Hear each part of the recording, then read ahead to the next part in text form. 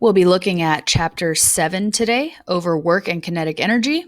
And just as we've been doing, this first video will focus only on the concepts, and we'll come back and apply those concepts in the second video. In this chapter, we have 3 big ideas. So you will be learning about the concepts of work, kinetic energy, and power during this video.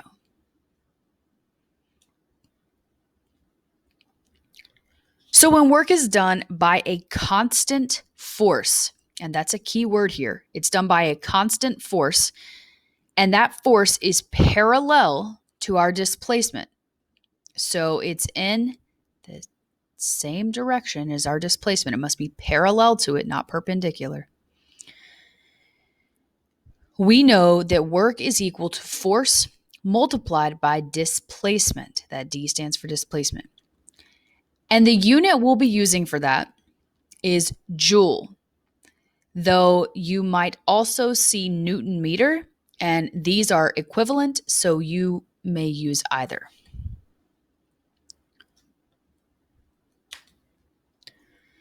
Here, just to help you understand what work is or how much work is done for particular activities, I've given you a chart of some values. So we have everything from a volcanic eruption to just burning gas in your car to the typical food you would intake in a day. And you can see the differences over here in these numbers.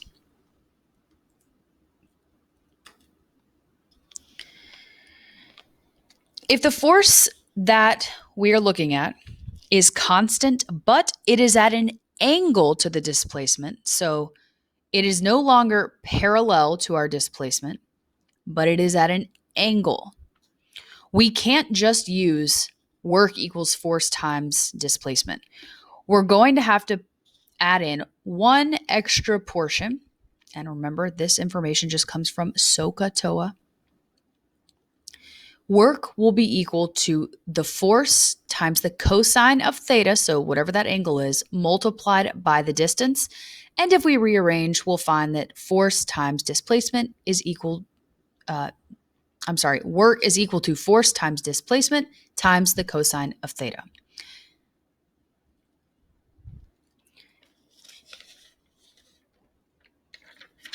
And you might have noticed that I left out the sine portion.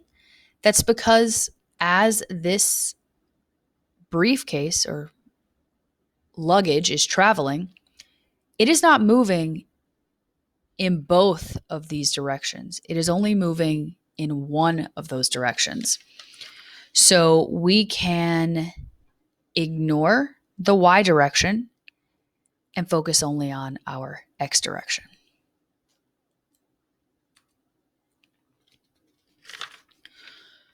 We can also write work as a dot product of the force and the displacement. And when we do so, we take that force vector and the displacement vector, and we find the same result as before. Force multiplied by displacement multiplied by the cosine of theta is equal to work.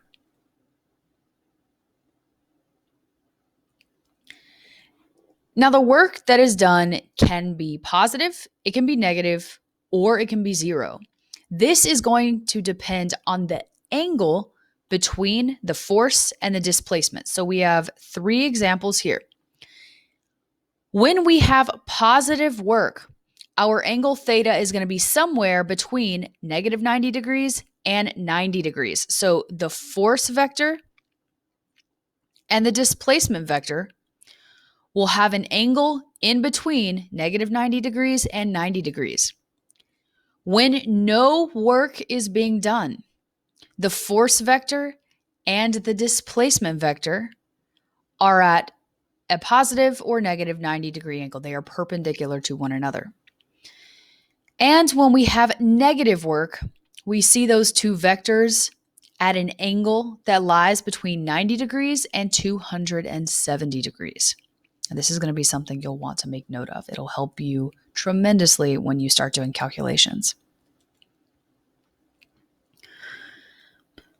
Well, we don't always have one force acting on an object. In fact, we often have numerous forces acting on objects at the same time. So, when more than one force is acting on something, we have to find the work done by each force. And from there, we can find the total force. So, that's why we've now introduced the total force here and the total work here. So, you might have to calculate this individually and then add terms together. We can relate work and kinetic energy through the work energy theorem. And two things to note is that when work is positive, an object's speed is increasing.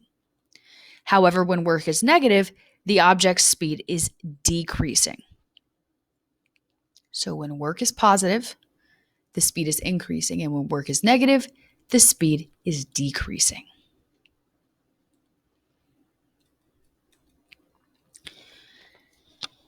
And while I'm not going to spend time going through the derivation, if you are interested in how to derive this, you can refer to the textbook. It has this done for you. We can manipulate one of our equations of motion. The final velocity squared is equal to the initial velocity squared plus 2 times a times delta x.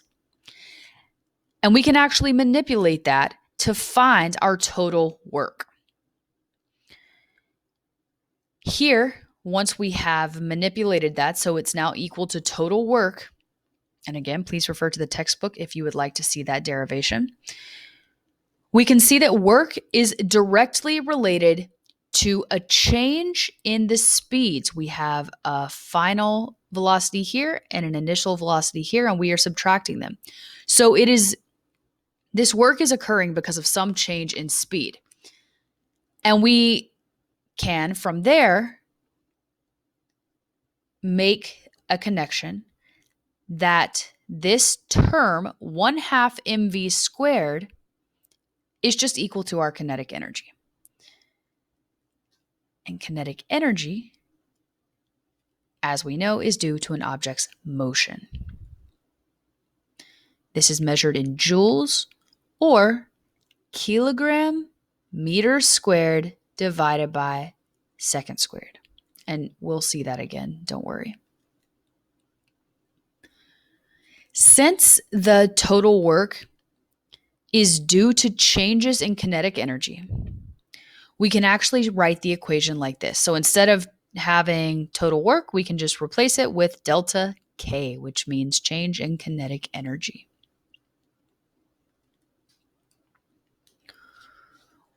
It's also important that you're able to look at work graphically. So when force is constant, we can graphically interpret it in a very simple way. Since work is the force multiplied by the displacement, it's just going to be the area we see underneath our line for the force, but between those initial and final positions. So when we take the area of that, we will find work. So this one's very simple. Now, we don't always have a constant force. Sometimes our force is variable. And when that happens, we can still interpret it on a graph. We'll just have to add together the different portions of that graph. So in the previous one, we saw we had one nice section that we needed to study. Here, because our force is variable, we have 4 different sections we will need to look at. And we would end up having to do a little bit of additional math here.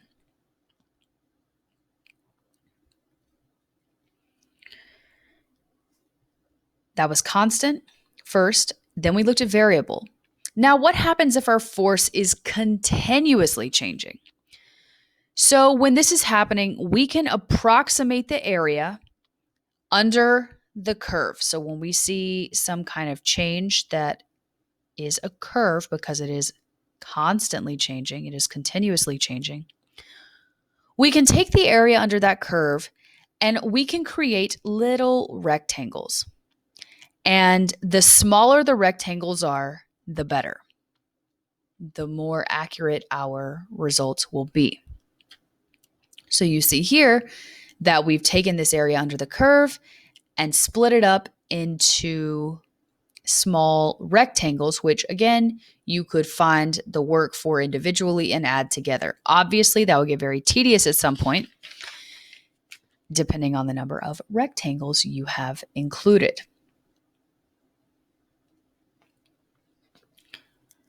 So when we are looking at the force that's needed to stretch a spring some distance, we're going to have to change things up. So we just went from talking about work generally on objects that you're applying a force to or are applying a force to something else to looking at springs.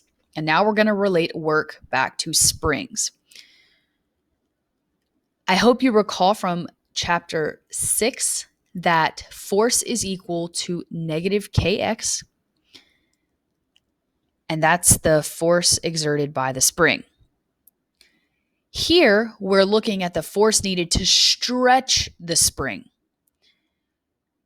So instead of it being force equals negative kx, it will be force equals positive kx.